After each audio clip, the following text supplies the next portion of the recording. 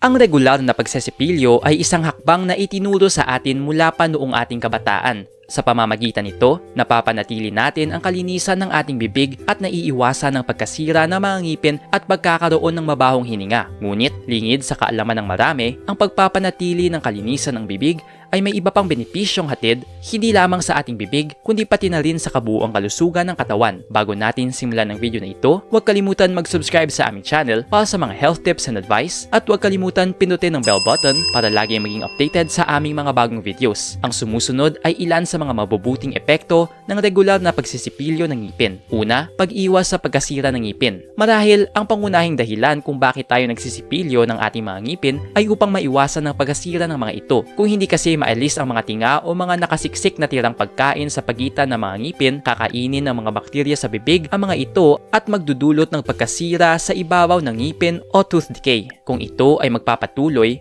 maaaring magkaroon ng butas ang ngipin o tooth cavity. Ang pagkasira o pagkabulok ng ngipin ay maaaring maiwasan kung regular na magsisipilyo. Pangalawa, pagpapaputi ng mga ngipin. May mga pagkain na nagiiwan ng mansa o kulay sa maputing ngipin. Pero sino ba naman ang magnanais ng madilaw o maitim na mga ngipin? Upang maiwasan ang pangungulay sa ngipin, siguraduhing regular na magsisipilyo. Pangatlo, paglayo sa mga impeksyon at sakit. Ang bibig ay pinamamahayan ng maraming uri ng mikrobyo at bakterya. Kung hindi magsisipilyo, ang mga organismong ito ay maaaring dumami at pumasok na sa sistema ng katawan at magdulot ng sakit. Maaaring makaranas ng sore throat, ubo, sipon o pananakit ng sikmura. Sa mga malalalang kaso, maaaring umabot ang impeksyon sa puso, utak at iba pang bahagi ng katawan. Pang-apat, pag-iwas sa mabahong hininga. Isa pa sa mga dahilan kung bakit nagsisipilyo ang marami ay upang maiwasan ang pagkakaroon ng mabahong hininga. Ang mabahong amoy kasi ng hininga ay maaaring resulta ng pagdami ng bakterya sa bibig na bunga naman ng hindi pagsisipilyo. Panglima, pagpapatibay sa mga ngipin. Isa sa mga pangunahing sangkap ng toothpaste na ginagamit sa pagsisipilyo ay ang mineral na fluoride, isang mahalagang mineral na tumutulong sa pagpapatibay ng ngipin. Pang-anim, pag-iwas sa gastusin ng pagpapadentista.